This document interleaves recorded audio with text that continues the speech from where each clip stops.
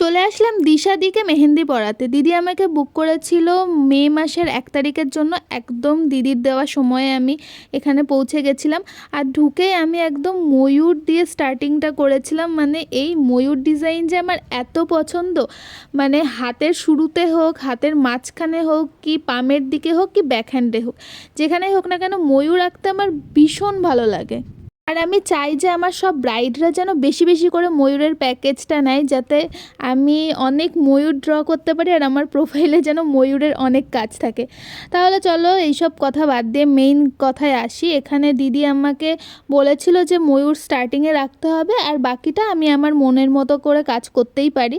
আর এখানে দেখো আমি দিদির হাতের মাঝখানে, মানে হাতের তালুর দিকে আমি দুজনের নামটাও লিখে দিয়েছিলাম। আমাকে বলেছিল আর বাংলায় লিখে দিতে বলেছিল, তো আমি সেরকমভাবে করেছিলাম।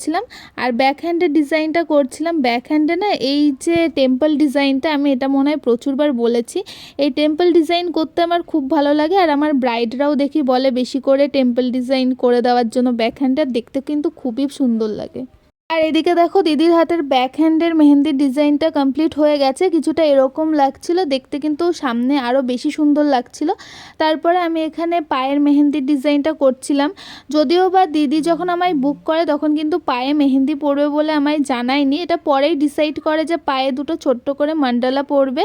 তো আমি সেই বুঝেই কাজটা করে দিয়েছিলাম, আর দেখতেও কিন্তু খুব ভালো লাগছিল। এই দেখো দিদির পায়ের মান্ডালা ডিজাইনটা কিছুটা এরকম। আর পায়ের সাইড দুটো আমি খালি রেখেছিলাম, কারণ দিদি বলেছিল যে ওই দুটো জায়গায় বৃদ্ধির দিন সকালে আলতা পরে নেবে, তাই জন্য। তাহলে চলো শুনে নি যে দিদির কেমন লাগলো মেহেন্দিটা। আমার তো খুবই পছন্দ হয়েছে। সবার পছন্দ হয়েছে তো? হ্যাঁ, সবার পছন্দ হয়েছে। হাত পা সবটা হ্যাঁ, ঠিক আছে?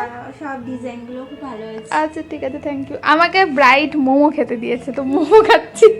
আর তারপর আবার কি, ব্রাইডকে টাটা করে বেরিয়ে গেলাম বাড়ির উদ্দেশ্যে। তোমাদেরকেও টাটা, চলো দেখা হবে অন্য কোনো দিন।